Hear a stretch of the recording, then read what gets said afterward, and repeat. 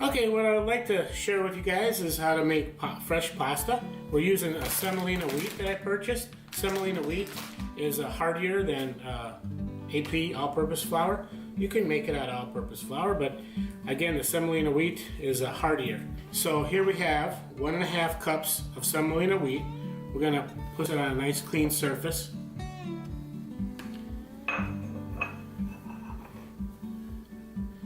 Okay. We're gonna make a little crater in the middle.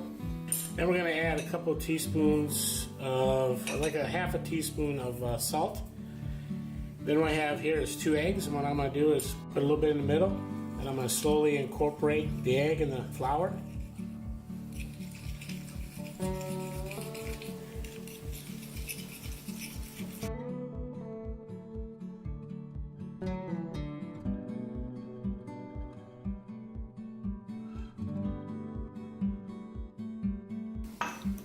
Now what I'm going to do is start working with my hands, bringing it together.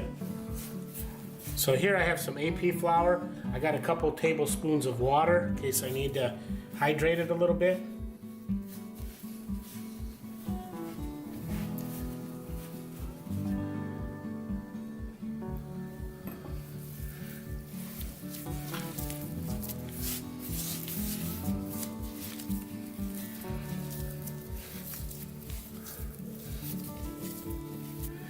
All right, now then what I'll do is take a little saran wrap,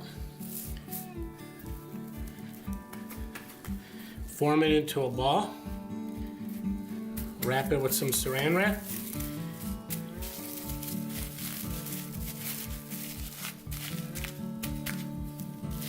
then I'll put it in the refrigerator for 30 minutes and go back and make pasta. Okay, it's been 30 minutes and my dough is rested, so I'm going to unwrap it. Okay, we're going to take some flour and definitely flour our surface so we have a nice floured surface, nothing to stick on it. Look at that, it's got very nice consistency. Throw a little bit of flour on it. There we go. Then what I'll do is I'll divide it out into 3 pieces. Okay, so it has an easier time going through my pasta roller. Take a little roller, get it flat, and it'll pass through the roller, the machine roller a little bit easier. Gets the width on it. Same with this.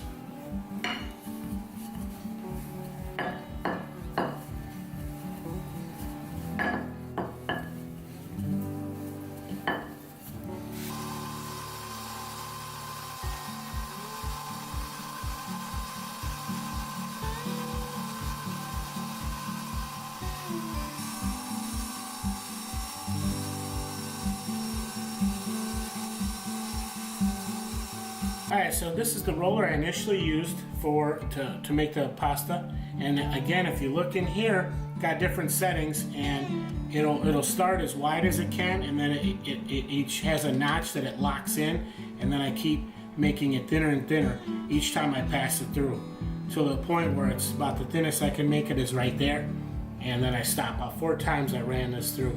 So now I got a different attachment here that I put on. And this one here is a roller, but it's got grooves in it that's going to make this cut into strips.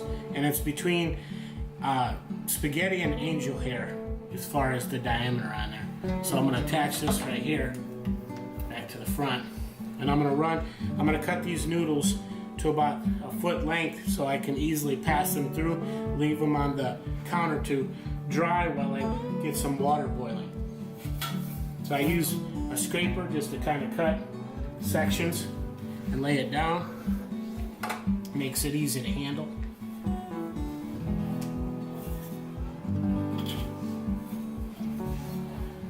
Then we'll get some water boiling, and this should come out great.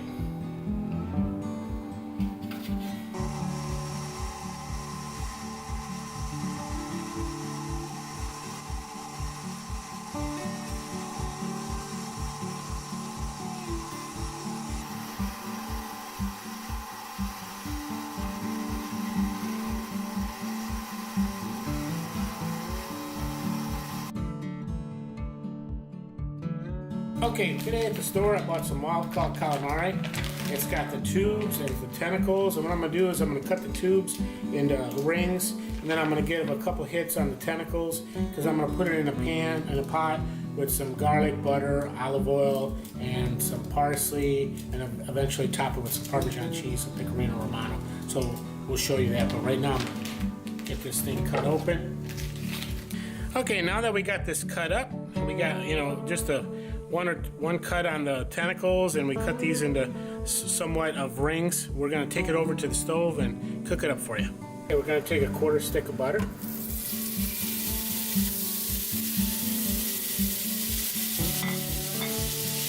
that dissolving a little bit.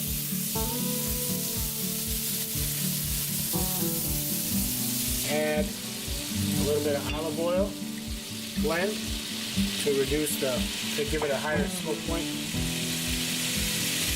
Add some garlic, 4 cloves of chopped garlic.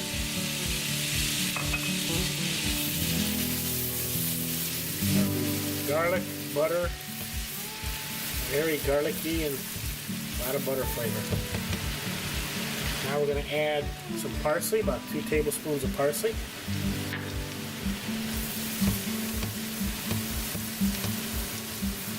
Now you see the garlic is cooking. I want to not overcook the garlic, but I don't want to put any liquids until I know that garlic has sauteed enough to get rid of the sharpness, but not to induce bitterness. It overcooks, it turns bitter.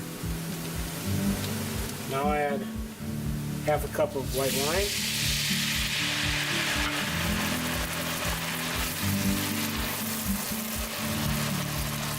2 tablespoons of cracked black pepper. Teaspoons, okay.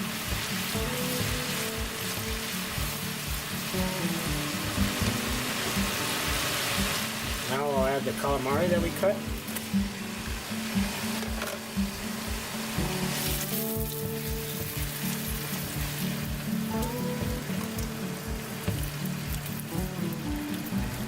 Okay, I added a couple more pinches of salt, but it's been cooking for about 3 minutes. And now I'm going to add half a cup of panko crumbs, breadcrumbs, to pull in the liquid.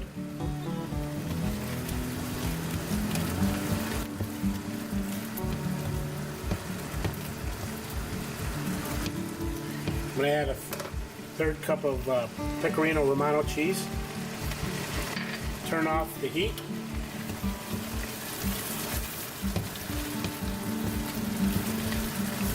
So what we did is we took the calamari off the heat, and we got some boiling water going on, some salted boiling water. I'm going to add some noodles to this, some thin pasta, and then we're going to incorporate the two with calamari.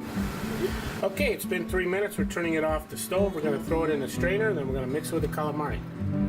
Here we got the pasta strained in a strainer, and we're going to put it in a plate like that. We're going to put the calamari that we cooked, beautiful calamari on top.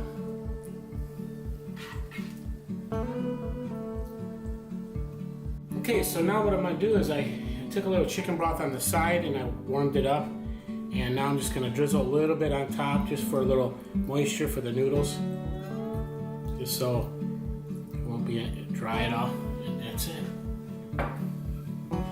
There you have it, beautiful calamari with angel hair pasta. Now for the fun part of trying it. Look at this, beautiful noodles. Get a little bit of calamari in there. Wrap that up.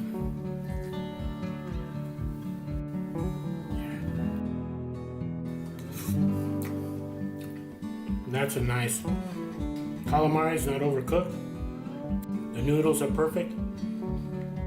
Got great seasoning, garlic, olive oil, butter, panko crumbs.